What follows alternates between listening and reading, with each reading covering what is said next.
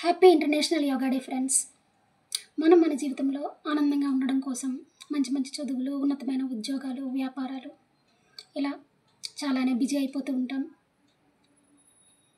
తర్వాత పెళ్ళి, పిల్లలు, వాళ్ళ చదువులు, వాళ్ళ ఉద్యోగాలు, ఇలా లైఫ్ని చాలా బిజీ చేసేసుకుంటాం. ఇలా ఒకప్పుడైతే 60-70, ఆ తర్వాత 50-60, ఇప్పుడైతే ఇంక చెప్పనాల్సిన అవసరమే లేదు. 30-40 చాలా రకాల ఆరోగ్య సమస్యలలో పడి ఇబ్బందులు పడుతూ ఉంటాం. ఆ తర్వాత హాస్పిటల్స్ చుట్టూ తిరుగుతూ, ఇది డాక్టర్స్ వల్ల అయ్యే పని కాదు, ఇన్ని మందులు పడుతున్నాను, ఇన్ని హాస్పిటల్స్ తిరిగాను, ఒక్క దగ్గర నాకు ఏం మెడిసిన్ పని చేయలేదు,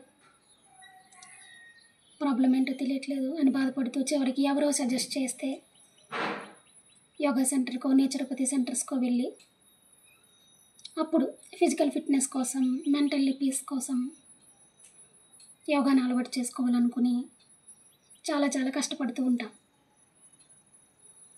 బాడీ వంగక, మజిల్స్, నర్వస్ సిస్టమ్ ఏవి మనకి ఫ్లెక్సిబుల్గా ఉండక, యోగాసనాలు వేయాలంటే ఫ్లెక్సిబిలిటీ చాలా అవసరం. 30-40లో ఎంత ఫ్లెక్సిబిలిటీ ఉంటుందో ఫ్రెండ్స్ మనకి తెలిసిన విషయమే. చాలా కష్టపడాలి. ఇవన్నీ అప్పుడు జరిగే పనులు కాదనుకొని బాధపడి వాకింగ్కి వెళ్ళిపోయి ఇలా ఇబ్బందులు పడి చేయడం మన జనరేషన్లోనే ఇలా ఉంటే ఇంకా మన పిల్లల జనరేషన్లో ఎలా ఉంటుందో ఆలోచించండి ఫ్రెండ్స్. అయితే ఎలా అయితే మనం బిజీ అయిపోయి ఇంతవరకు వచ్చాము, అలా మనం పిల్లలి లైఫ్ అనేది జరగడానికి వీల్లేదు.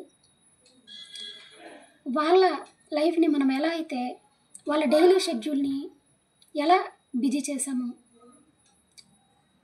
మార్నింగ్ లేవడం,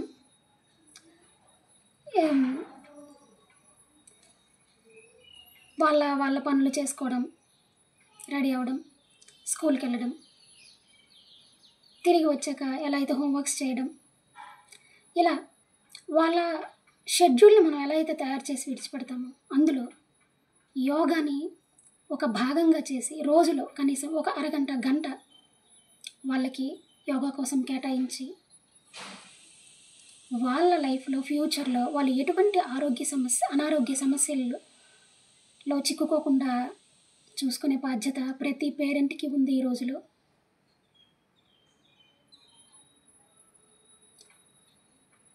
చాలామంది పేరెంట్స్ ఏమంటారంటే టైం లేదు,